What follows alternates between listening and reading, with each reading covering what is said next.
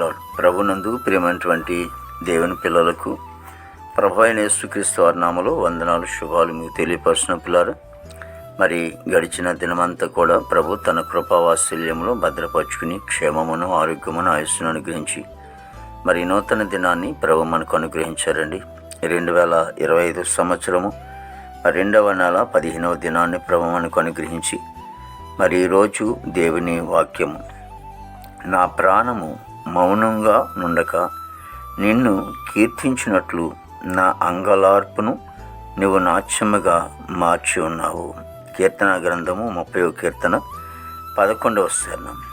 వాక్యము నమ్మదగినది, పూర్ణాంగీకరణకు యోగ్యమైనది. పిల్లరా, మరి దేవుని వాక్యం ద్వారా మనం గమనిస్తూ ఉంటున్నాము.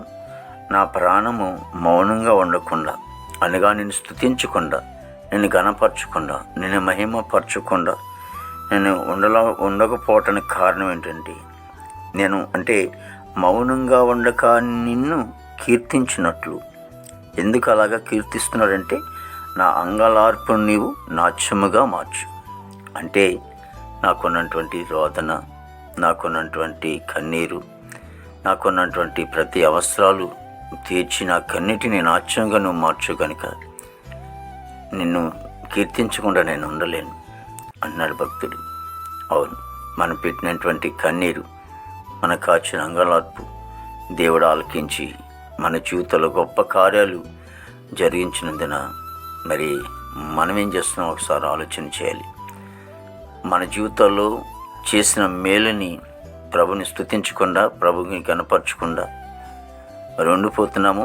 లేకపోతే మన కన్నీటిని నాట్యంగా మార్చినటువంటి ప్రభుకి మనం స్తోత్రాలు చెల్లించి మనము నాట్యంగా మార్చబడుతున్నాము, ప్రభుని స్తుతించగలుగుతున్నాము. ఒకసారి ఆలోచన చేద్దాం.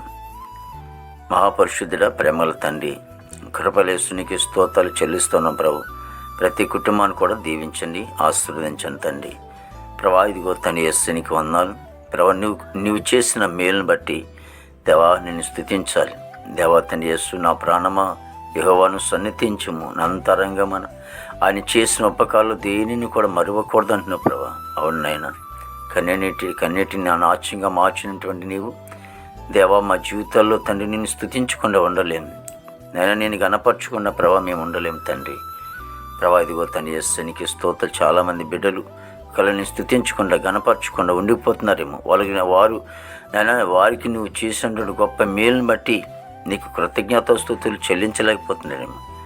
దేవా తండ్రి యేసునికి స్తోత్రాలు ప్రభు. వాళ్ళు స్తుతించేట్లుగా గణపరచుట కృప దయచేయండి తండ్రి యేసు. దేవా, ఇదిగో తండ్రి మా భారతదేశాన్ని దీవించండి, ఆస్వాదించండి తండ్రి. ఎవరి బిడ్డలందరినీ కూడా దీవించము తండ్రి యేసు. దేవా తండ్రి విదేశాల బిడ్డలందరూ కూడా మంచి వంతు నింపండి. చదువుకునే బిడ్డలు కూడా మంచి వంతు నింపండి. పనికి వెళ్ళే బిడ్డలు కూడా మంచి వంతు నింపండి తండ్రి. మా దేశ పాడి పడినంతను మీరు ఆశ్రయించండి.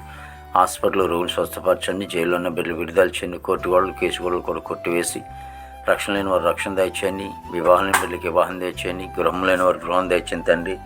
గర్భఫలం లేని వారికి గర్భం దయచేయండి.